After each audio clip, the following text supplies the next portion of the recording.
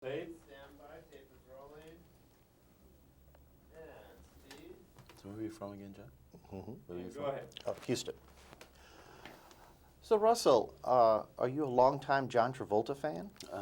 Yeah, I suppose anybody from my generation is going to at least have had that experience of either walking into or sneaking into Saturday Night Fever.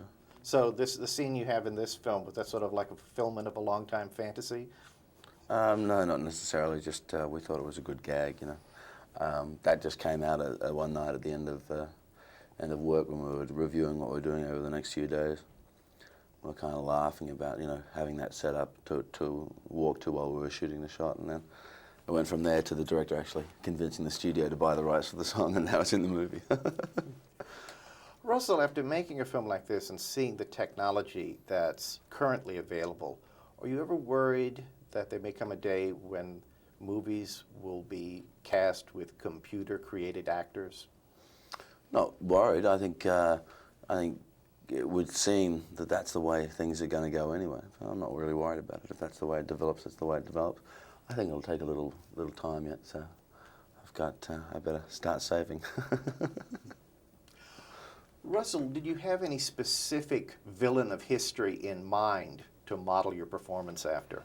Well, Sid's a combination of 183 different personalities, so it's not a matter of being specific to you know, one person.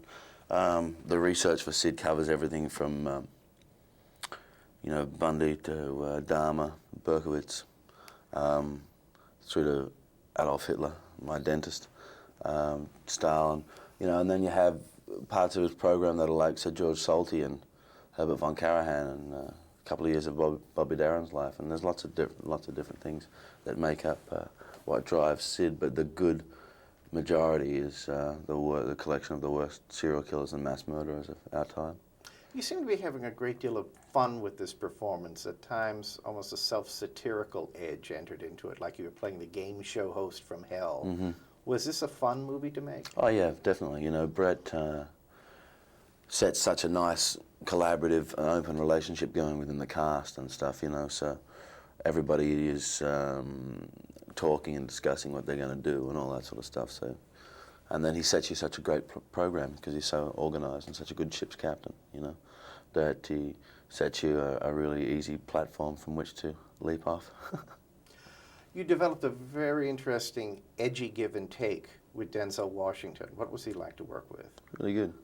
You know, as I said, you know, the cast had a really open, collaborative sort of relationship, you know. So I think out of all the actors I've worked with so far in America, Denzel was the most enjoyable because of that very thing, of that openness of our relationship. Finally, what do you think is the biggest difference about making movies in the States as opposed to making movies back in Australia? It's called the greenback dollar.